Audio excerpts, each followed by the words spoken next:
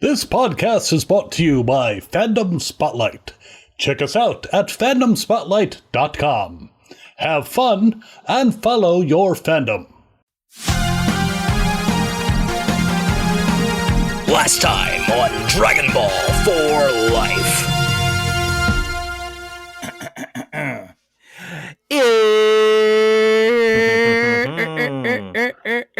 This is episode 3, Leches Chocolate.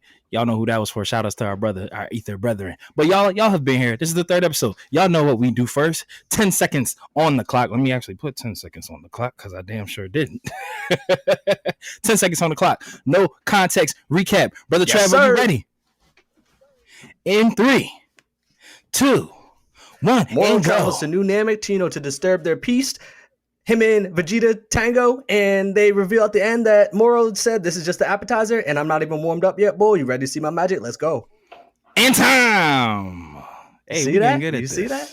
It's only the 3rd episode, boy.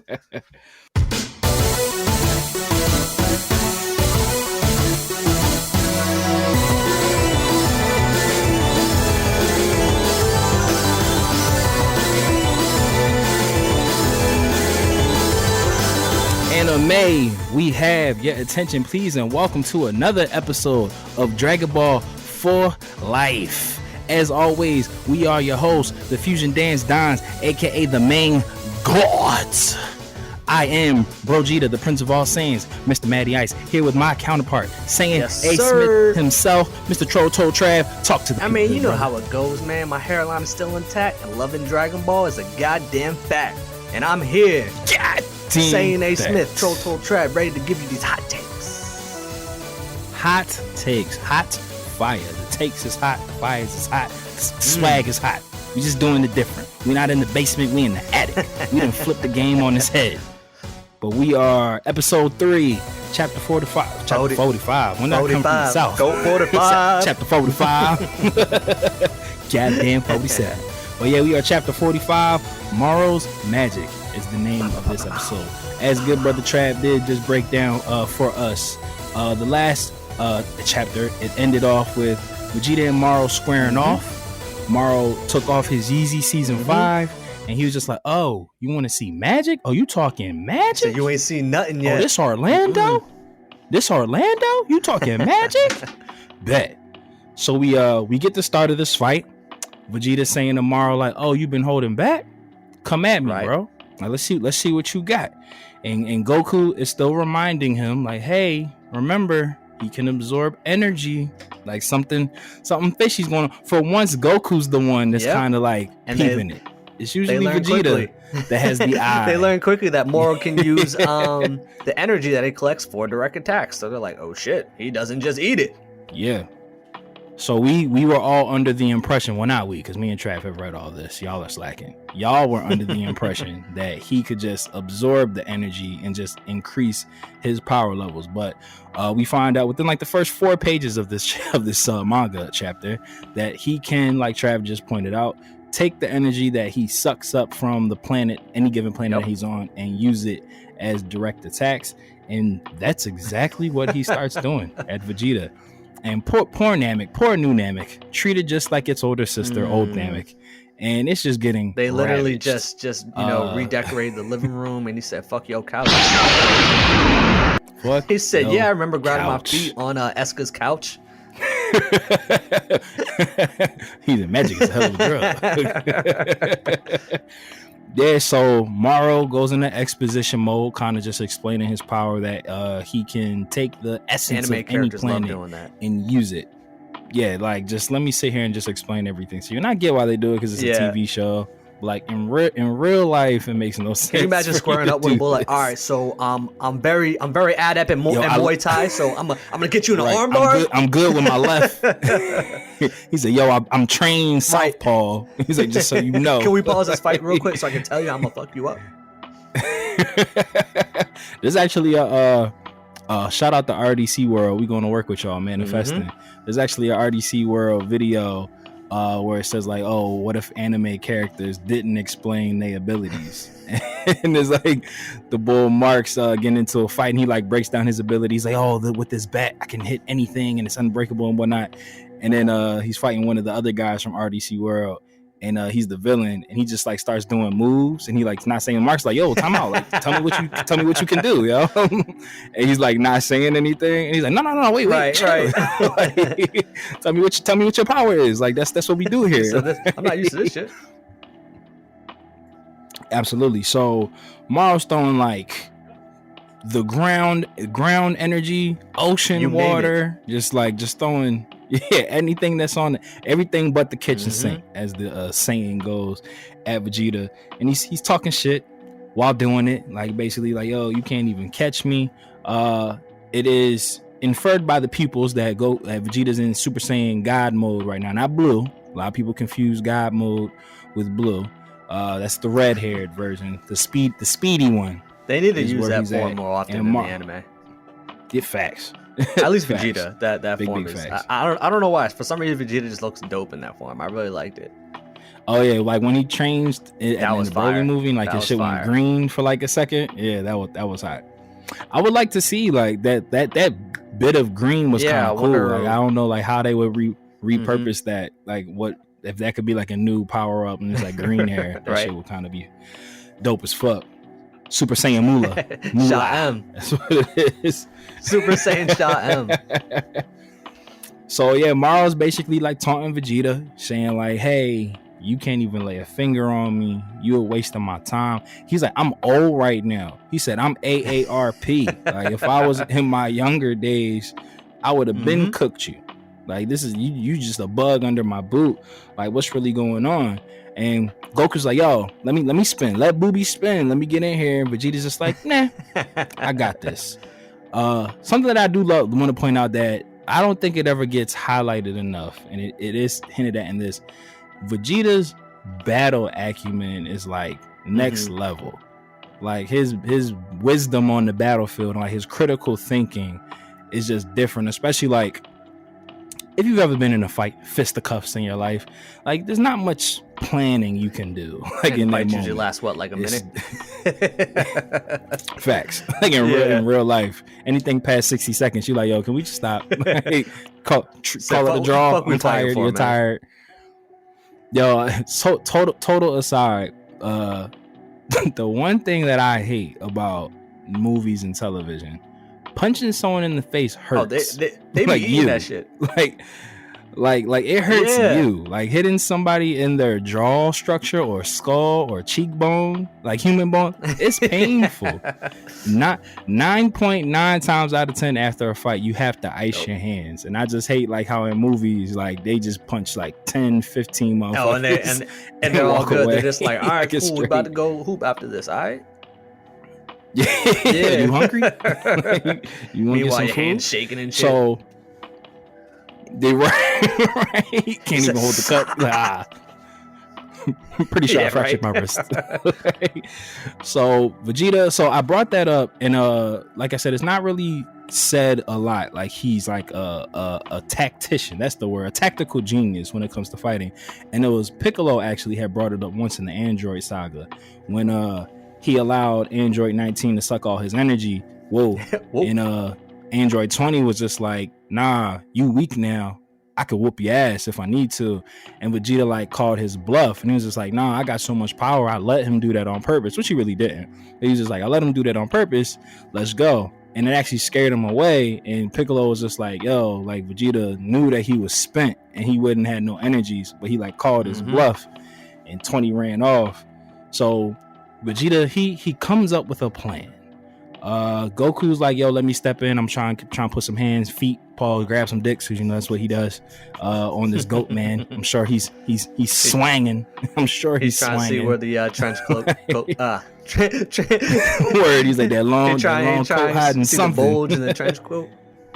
He's like, I'm gonna figure out if you a man or a woman, and I only know one way how to do it. Patent packages. That's how I roll. So Vegeta comes up with the plan. He was just like, he's pretty much Moro saying like, yo, you ain't nothing, you a bug. I would have been killed you. I'm about to kill you anyway, but I killed you way quicker before.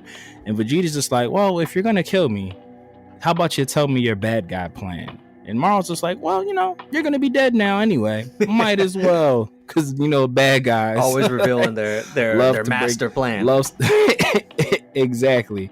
So Vegeta's just like, you could tell us because you're gonna kill us, right? So just let us know. So Moro starts to kind of divulge why he's there, because we know that he's looking for the Dragon Balls because of the conversation that he had with the Frieza, the bull Cranberry. Yeah.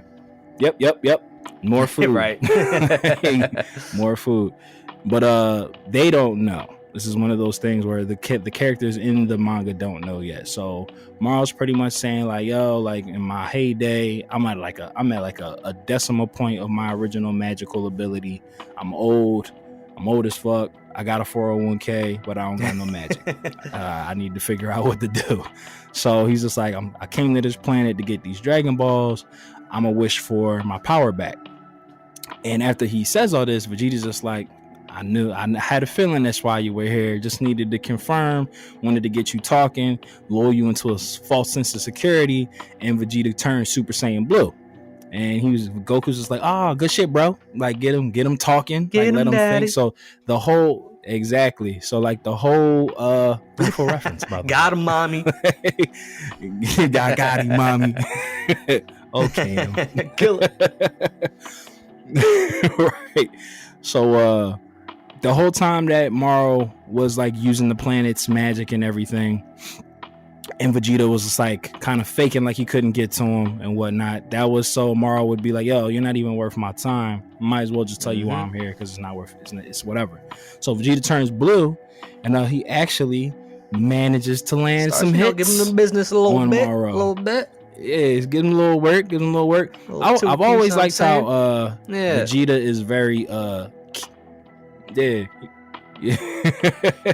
I've always liked how Vegeta is like very kick heavy. Yeah. But he's like a kicker and Vegeta's like a puncher. I've always liked how like they really, Toriyama and Totaro don't always flush out everything, but they've really always made like a conservative effort to like show the difference in like their fighting style. And like, I would say Goku and Vegeta total contrast. I would say Toritaro's action panels are probably like his best work in the manga, because like he really does a great job of really illustrating like some of these action scenes.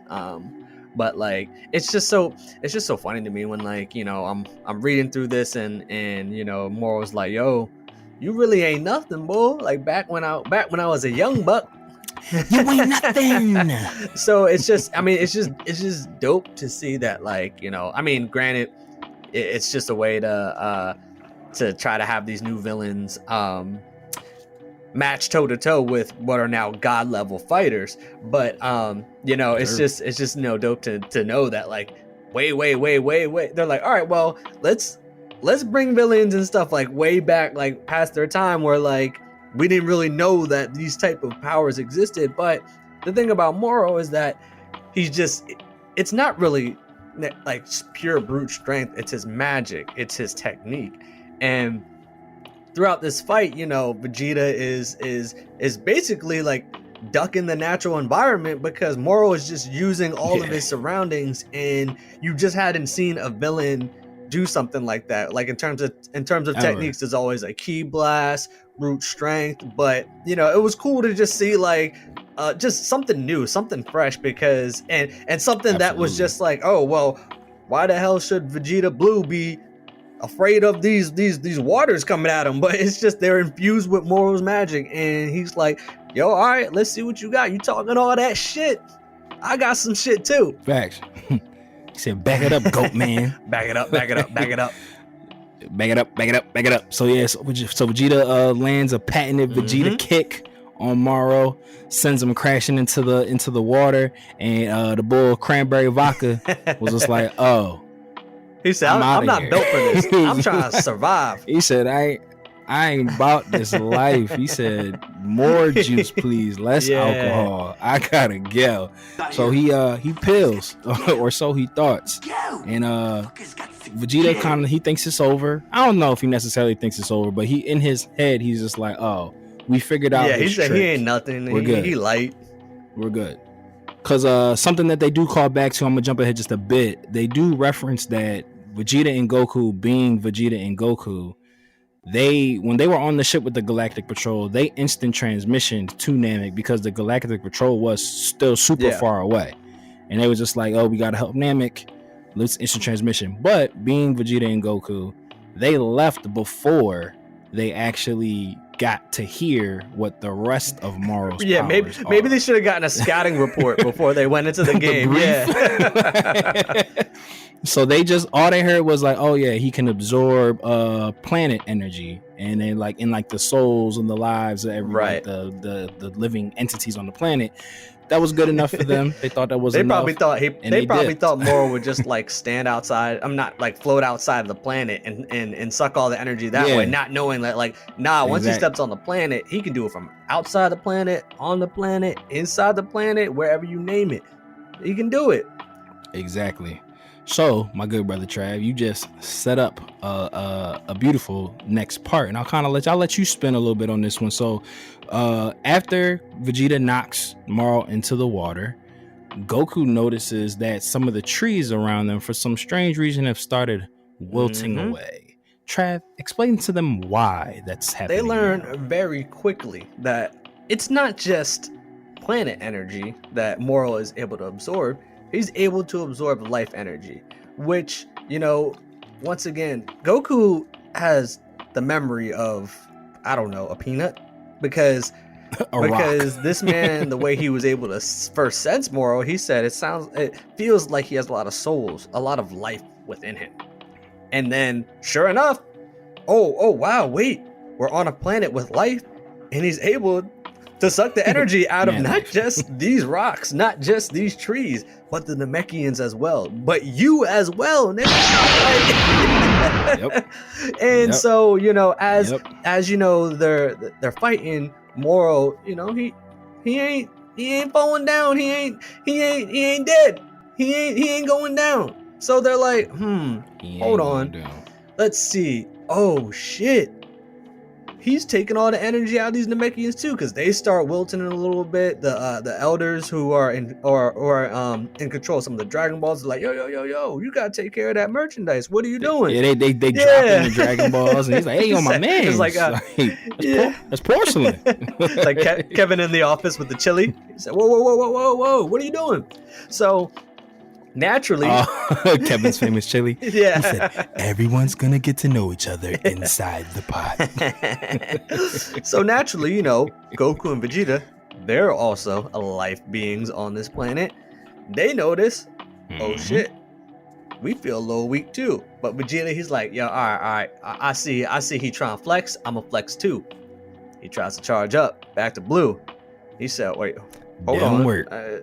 Is my gas tank on E? I didn't think so.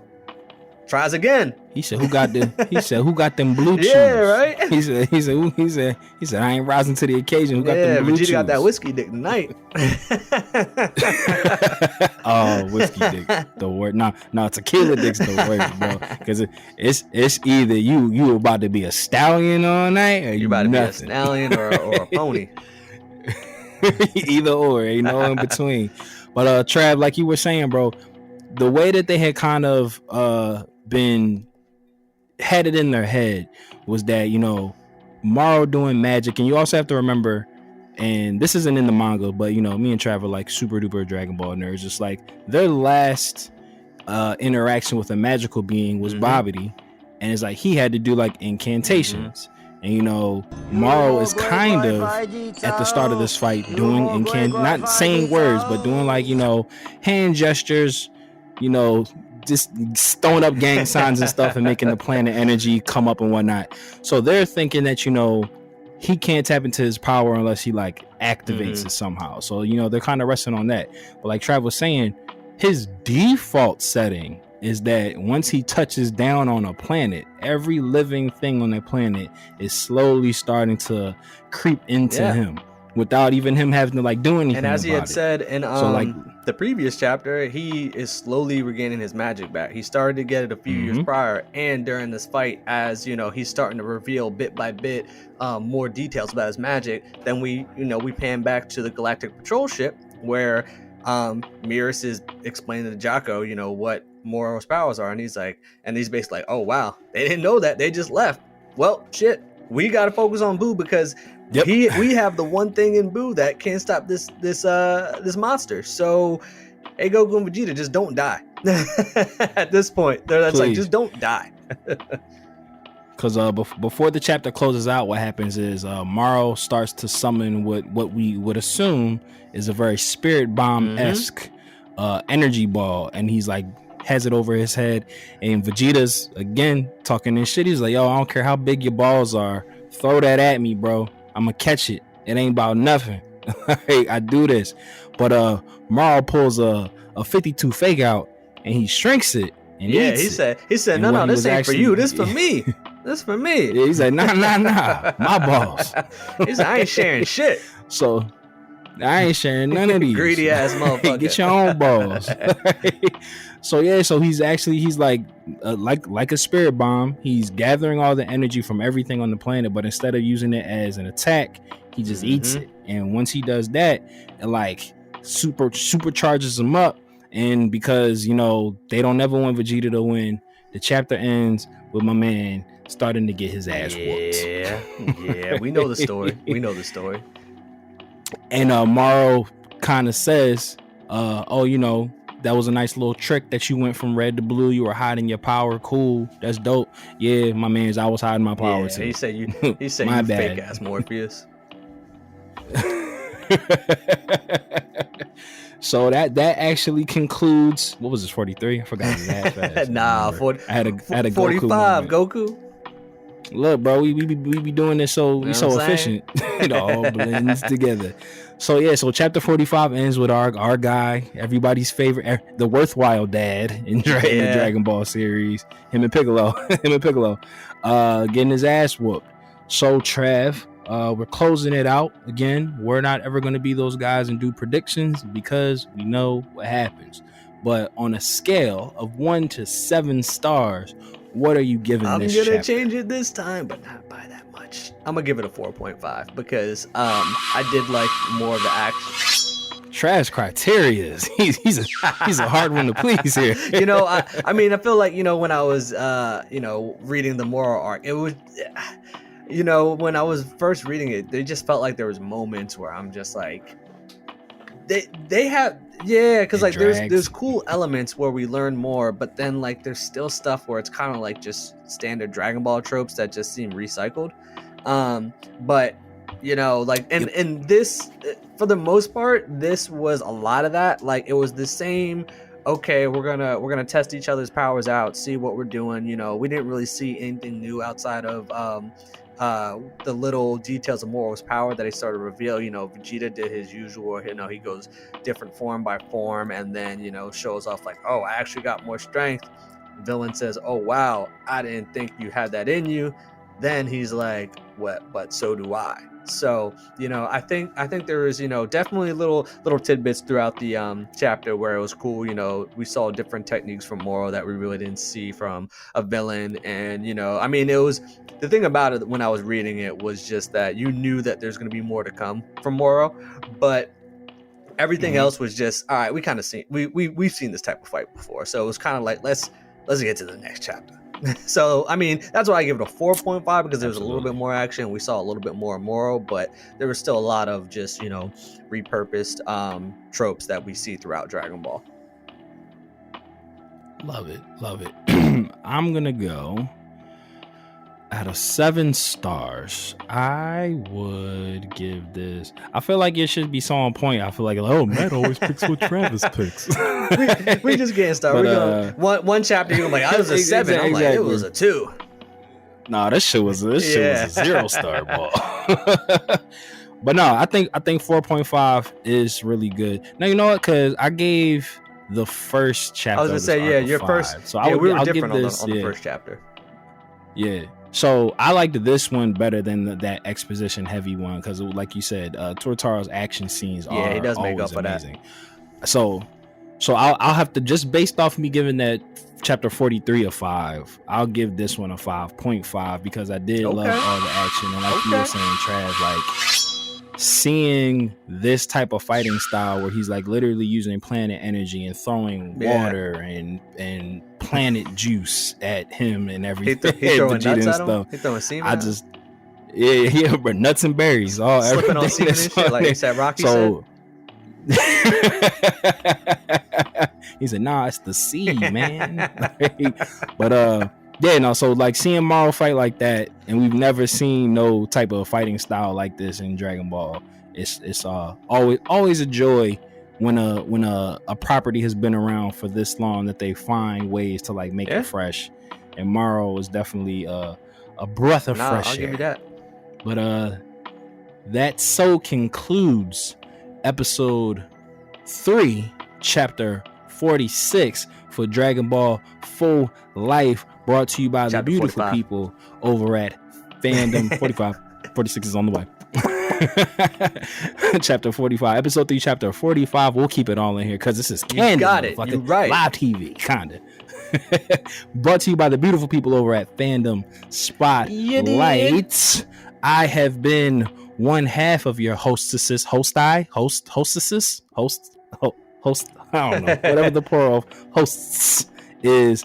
Matty Ice, Mr. Matthew Porter. You can find me on Instagram at _menace2 sobriety. That is the number 2 not spelled out, as well as Matthew Porter on Facebook. You can find us as a tandem over at DB4L_pod. That is for Instagram and Twitter. And then you always know where to listen to us at: Anchor, Spotify, and many more streaming platforms to come. Mr. Stephen A, tell the people where they can find you. You know who it is. Troll Trav, Instagram, Twitter. That's where you can find me. Getting off tweets about everything and anything. And you know what? We are all Dragon Ball Full Life. Like and subscribe. And whether dickheads. And like we always say, whether you watch it or you read it, we all need it. So follow your fandom right back here, and we'll see you next time on Dragon Ball Full Life. Dodon Ray.